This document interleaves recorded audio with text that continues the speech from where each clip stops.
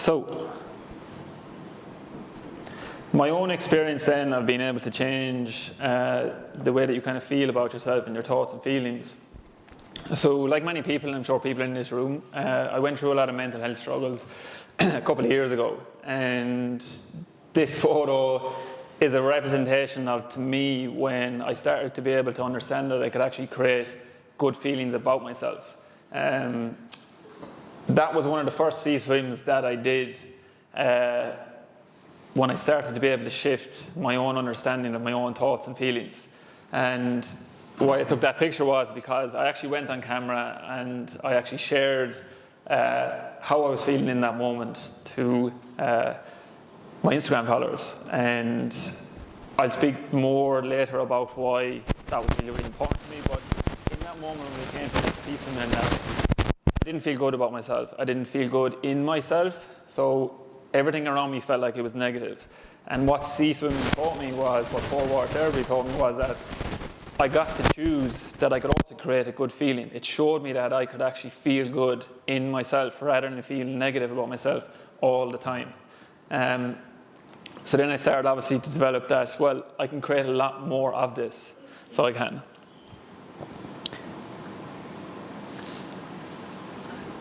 So the next step,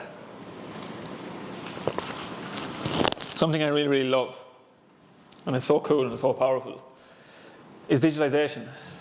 So our inner world, the inner world that we have is the external world that we create. So how we feel about ourselves on an internal side is expressed out into the world externally. What is known as projection is that if we have a scarcity mindset, what we do is we project that then out onto other people. So if we live from a place of fear, not every, but almost all interactions that we feel in life and that we see is externalized through that internal fear, so it is. That's what we see the external world is. And why visualization is so powerful is because the way our subconscious mind works, and Matt said it, that 95% of our thoughts, feelings, and behaviors are done at an unconscious level, which means that they're outside of our awareness, which is pretty crazy. And one way to rewire your subconscious processing to change the pattern of behaviors is through emotion and through repetition. And one of the things that you can do is visualization. And they did this study before with basketball players who essentially visualized themselves taking free throws and scoring free throws. And the players who did the visualization, used visualization, were more inclined to have a better success rate on the basketball court than the players who didn't do it. Because essentially what we do with visualization is you're preparing your mind and body for that experience. You're going through the experience that you believe that you're going to do. So your body is already primed and ready for that experience once it comes. Something that I wanted to do with you all is just to do literally, it's about a 3-minute meditation of just a visualization. So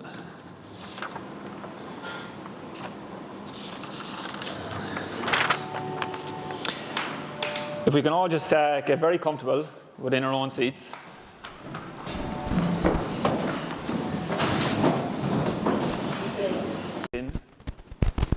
Feel your body soften and exhale, letting go of anything that you may be carrying. Allow yourself to arrive fully in this moment. There's nowhere else you need to be. Nothing else you need to do. Just be here. With yourself and with your breath.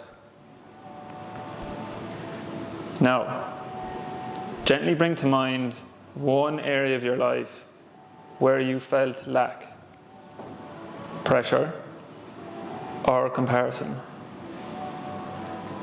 No judgment, just noticing. Now ask yourself, what if there's enough? Enough time, enough space, enough opportunity, enough love, enough support? Let that question open something soft inside of you.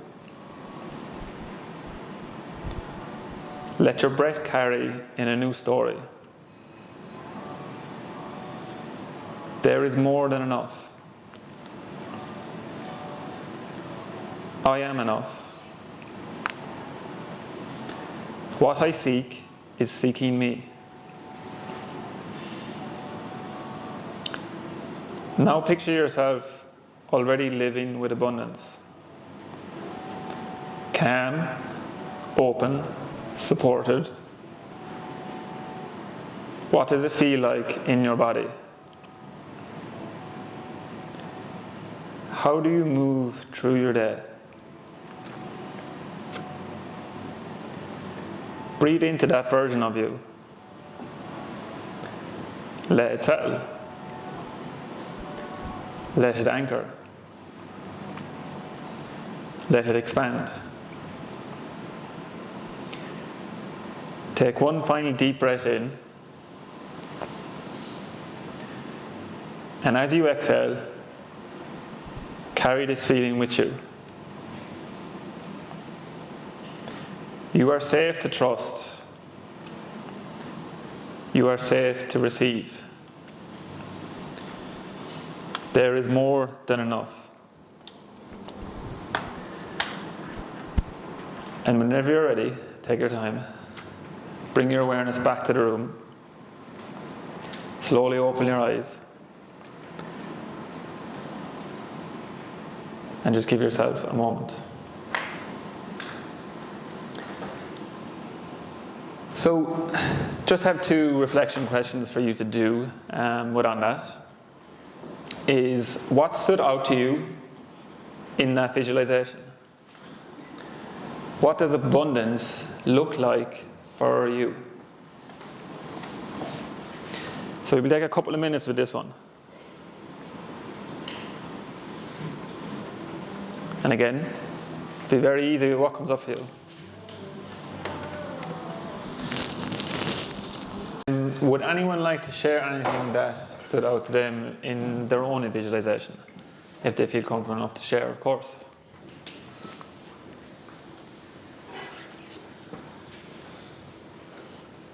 I'm self-employed, so some days I feel like I don't get enough. Okay. Some days, but I actually do. Yeah, so maybe realize that I am enough. Amazing, brilliant. Thank you for sharing that. Does anyone want to say what abundance looked like for them? They want to share that. Just feel it intense. You're not worrying about or putting yourself down or comparing yourself to others, thinking you're not good enough, all that. You're okay exactly where you are. Brilliant, perfect. Thank you so much. So my own example of why I believe and I know visualization is so powerful is because a couple of years ago I did a men's physique competition, and one of the things that I used, one of the tools that I used was visualization. And what I did was, for the last 10 minutes of every cardio session that I did, I basically visualized myself on stage, walking out on stage, doing all my poses, literally closed down my eyes while I was doing the cardio, and would visualize myself literally walking on stage, doing every single pose, every single movement. I would visualize the crowd, I'd see the judges, I would visualize how I would want to feel in that moment, and I would visualize myself then putting the medal around my neck. And I remember they took us out one by one, and I remember just when the guy ahead of me just went out, I just felt this, right before I went out under the curtain, I just felt this sudden emotion come up for me, and I was like, ugh. And I was like, oh no, I've done this hundreds of times before, it's okay. I went out on stage, did what I had to do, did what I knew I did, but basically because I had programmed my subconscious to feel the emotion, the repetition that was in my mind, that I'd programmed it to feel success. And when we do that, when we program our subconscious mind to either feel success or feel fear, that is what comes back to us, so it is.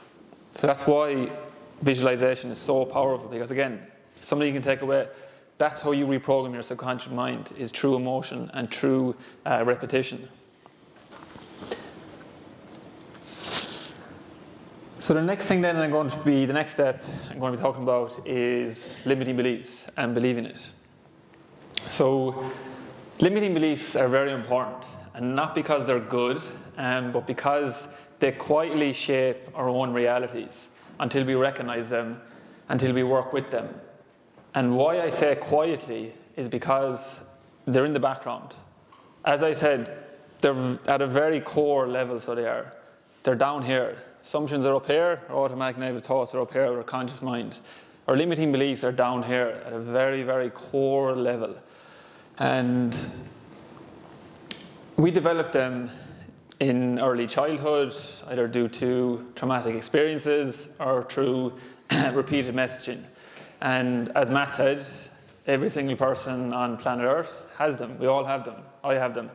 They get triggered at different moments and different times. But why we develop them is actually because of safety. So we develop them in that moment to create a sense of safety for us. Again, why I say human psychology is very ironic, because it does the complete opposite. It does not keep us safe. It causes so much distress within our lives. But I also think that's why it's the beauty of life too, is trying to work through that and figure that out.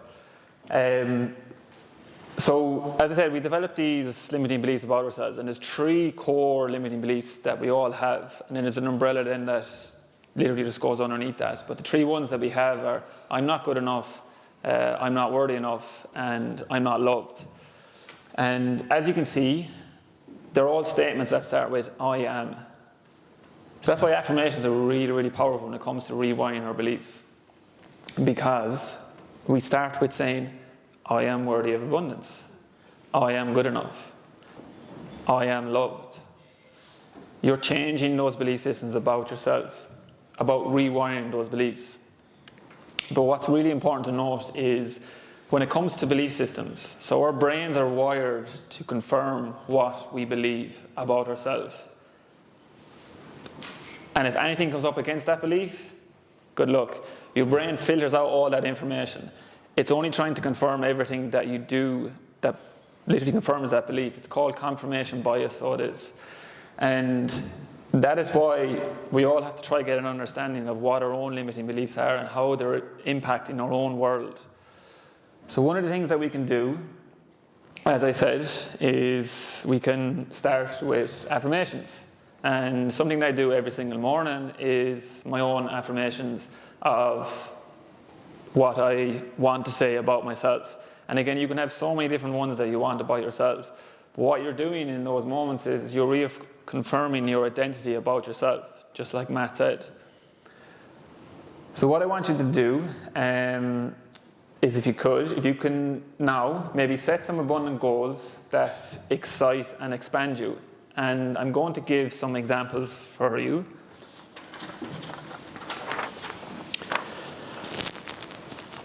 So this one is mindset driven.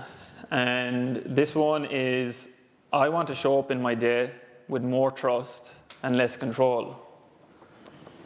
I want to make decisions from alignment and not fear. This one is action driven. I want to share my voice more openly, even if it's not perfect. I want to take consistent, easyful action towards my goals without burning out. And this has got to do with self-worth and identity. I want to know that I'm already enough, even as I grow. I want to detach my worth from my productivity. I want to lead with self-compassion and not self-criticism. So what I want you to do is just take a couple of moments to to write down an abundant goal that you'd like to set.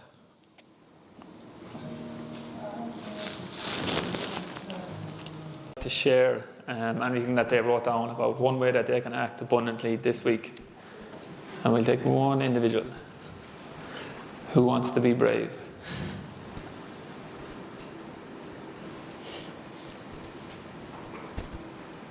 Yep. Feel less competitive with my co-workers. Be more supportive of them and try to do my best as well. Brilliant, amazing. Again, thank you so much for sharing it. These are really, really powerful, and it's so great for other people to hear these as well, so it is. So one of the things that I love to do is, as I said, to help other people. I really feel like by helping other people, it's like a domino effect. It just simply by helping that person, it also helps the individuals that they go and meet in their life.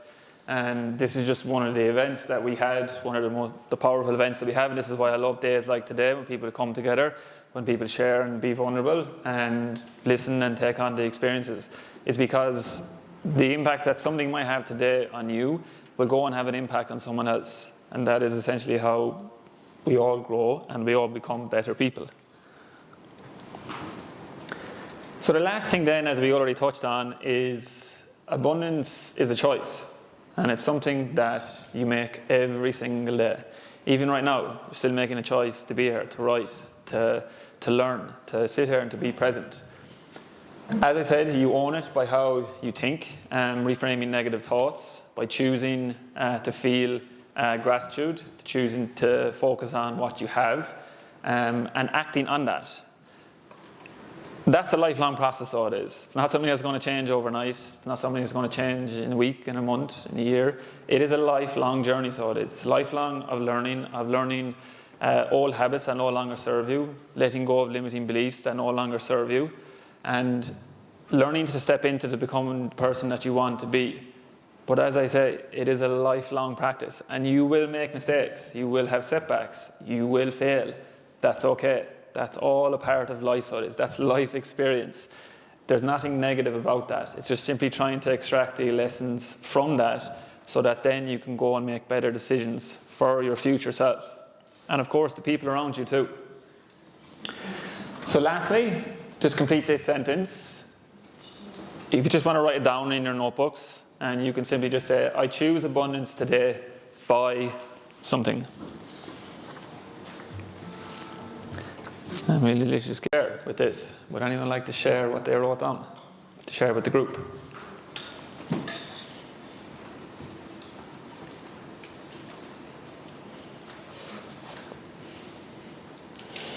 Awkward silences. No such thing. I said just to let go of guilt and feel more comfortable in the decisions that we do in my life. Perfect. Just kind of owning it a little bit more. Yeah. So, because I think that's kind of what I want for the next chapter. Brilliant. Just to be more yourself. Amazing. So not allowing guilt to decide what you're going to do next. Yeah, And being more comfortable with that. Like a people thing, Yeah. Just letting go and just be yourself. Yes, prioritising yourself. And that's why you're here today. Thank you so much. So for me, choosing that, this is a very powerful message, powerful time in my life for me. Matt's probably like, what the hell is that?